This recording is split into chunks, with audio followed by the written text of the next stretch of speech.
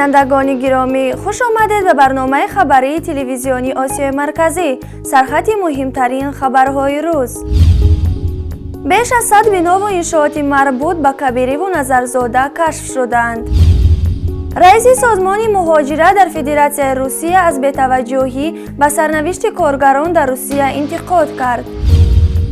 در اروپا 10,000 کودک گریزه گم شده است.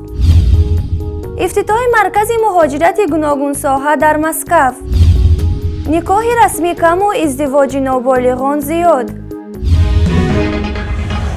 آژانسی نظارت دولتی مالیوی و مبارزه با کروپسیای تاجیکستان با تفتیش اموال حاجی علیم نظرزاده، سابق جانشین وزیر دفاع و محیدین کبیری، رئیس حزب ممنوع نهضت اسلامی تاجیکستان آغاز کرده است. در این باره علمخان نعیمی، جانشین رئیس این نهاد به خبرنگاران در نشست خبری اطلاع داده است. او گفته است این تفتیشات همراه با گروه تفتیشاتی پروکراتور گنرالی آغاز شده است و همین حال بیش از 100 نامگوی اموال کبیری و نظرزاده آشکار شده است. نعیمی گفته است در نتیجه چاره‌های فوری جستجویی این گروه تفتیشاتی 42 بنا و انشاءات و بیش از 70 نامگوی اموال دیگری رئیس حزب ممنوع نهضت اسلامی تاجیکستان آشکار شده است. اینچنین به گفته او هنگام تفتیش 8 انشاءات حاجی علیم نظرزاده گویا معین شده است که سابق جانشین وزیر دفاع با راه غیرقانونی این انشاءات را از خود نموده به دولت بیش از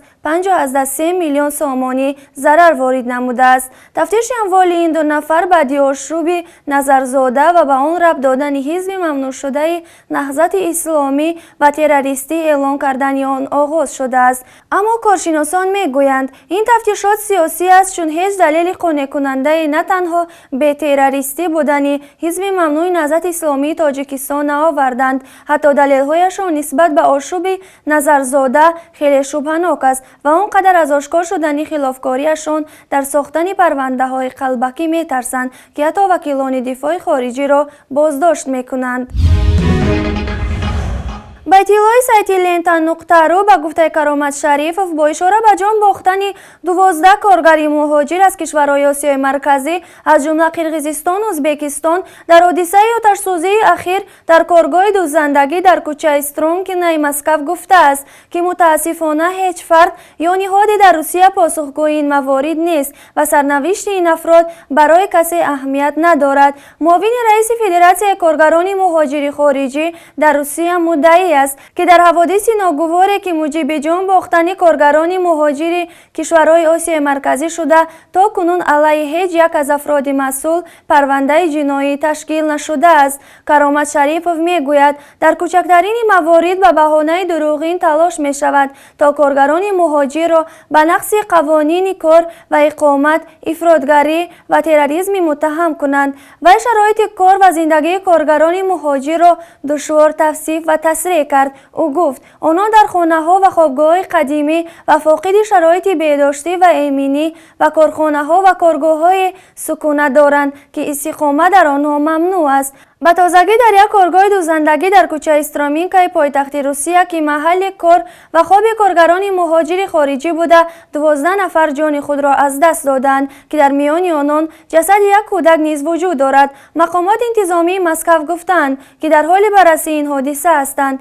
بر اساس گزارش خدمات مهاجرت تاجیکستان همساله در روسیه نزدیک به 1000 کارگر مهاجر تاجیکستانی بر اثر حوادث مختلف جان خود را از دست می‌دهند. بنا به معلومات رهبر سازمان اتموس کریم جانیاروف بین این قربانیان شهروندان تاجیکستان نبودند.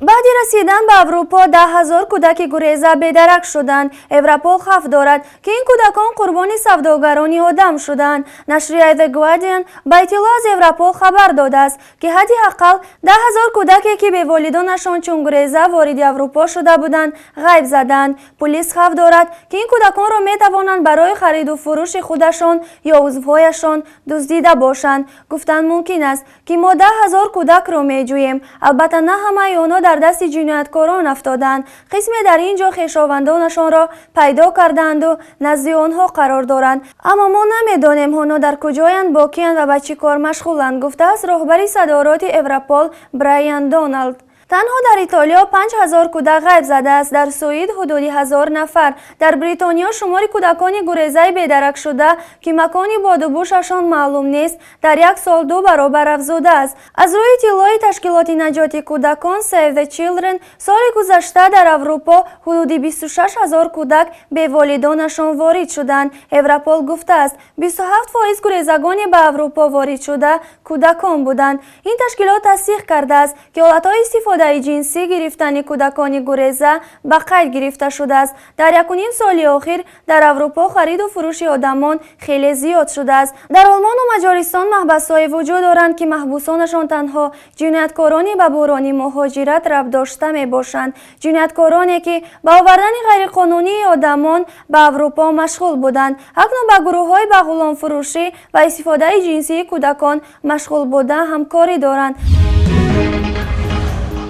بینندگان گرامی، اکنون برایتان خبرهای کوتاه‌ترین و مهم جهان را پیشکش می‌نماییم. در کابل تعداد قربانیان حمله تروریستی در نزد پارلمان به 10 نفر رسیده، بیش از 20 تن دیگر زخمی شدند. در این باره وزارت کارهای داخلی افغانستان اطلاع می‌دهد چند پیش درباره یک قربانی و 5 جراحت برداشته اطلاع رسیده بود. مسئولین کمیته کار با زنان و عائله تاجیکستان میگویند در یک سال اخیر 179 شهروند کشور با اتباع خارجی عقد نکاح بستند. محبوب عزیز و سرمتخصص شعبه تشکیل حقوقی و اطلاعاتی کمیته امروز 2 فوریه در نشست خبری در دوشنبه گفت بیشتر این نکاح‌ها با شهروندان چین، ازبکستان، ایران و قرقیزستان بسته شده است. الماسبک آتمبایف رئیس جمهور قرقیزستان رخصتی کوتاه مدت گرفته است. دفتر مطبوعات آتمبایف گفته است معمولاً از 5 تا 6 روز رخصتی میگیرد و آن را با عائله‌اش میگذراند. با اطلاع منبع در نظر است این سال رئیس جمهور رخصتیش را در هندوستان گذراند. رهبر نمایندگی وزارت مهنت، مهاجرت و شغل عالی جمهوری تاجیکستان در فدراسیون روسیه ظاهر میرزویف در مراسم افتتاحی رسمی مرکز مهاجرتی گوناگون ساحل در شهر مسکو اشتراک نمود. بنا به اطلاع نمایندگی مرکز مهاجرت در نزد دهه سخر و جایگیر بوده یکی از بزرگترین مرکزها در سراسر روسیه محسوب می شود. در مرکز شهروندان خارجی با اصول روزانه یگانه می توانند همه حجت‌های لازمی را برای گرفتن شهادتنامه مهنتی به رسمیت درآورند. برای گرفتن دفترچه مهنتی با خود داشتن شناسنامه و ورقه مهاجری با مقصد کار کفایه می باشد. در مراسم افتتاح همچنین رئیس شهر مسکو سرگئی سابیانین، رئیس خدمات مهاجرت روسیه کنستانتین رامادانوفسکی و رهبر مرکز بسیار ساحوی مهاجرت نیکولای فداسیف اشتراک داشتند. ظاهر میرزویف با ترتیبی از نظرگذرانی و آزمایش طبی مهاجران شناس شد. باید ذکر کرد که مرکز با تجهیزات معاصر طبی از جمله با دستگاه رنتگنی مجهز شده است. همچنین رهبر نمایندگی وزارت مهنت، مهاجرت و شغل عالی جمهوری تاجیکستان در فدراسیون روسیه از خانه‌های آماده سازی مهاجران برای سپاریدن امتحان‌ها دیدن کرده با معلمان و سنجشگران صحبت آراست. همچنین در حدود مرکز برای مهاجران مهنتی که به منزل نیاز دارند مهمانخانه با تمام شرایط پیش بینی شده است.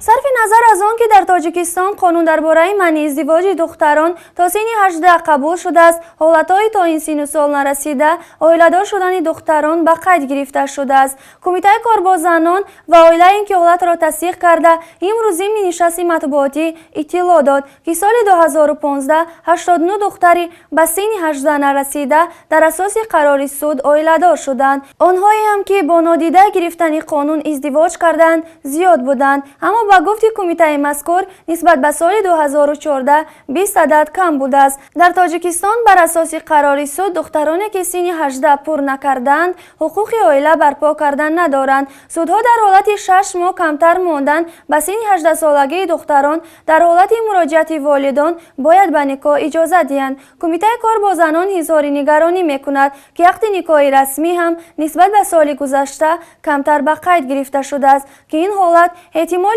حمایت کردن حقوق‌های زنان را در حالت جداشوی مشکل‌تر می‌گرداند. سال 2015 عقد نکاح رسمی 70020 حالت به قید گرفته شده است که نسبت به سال 2014 18458 حالت کم است.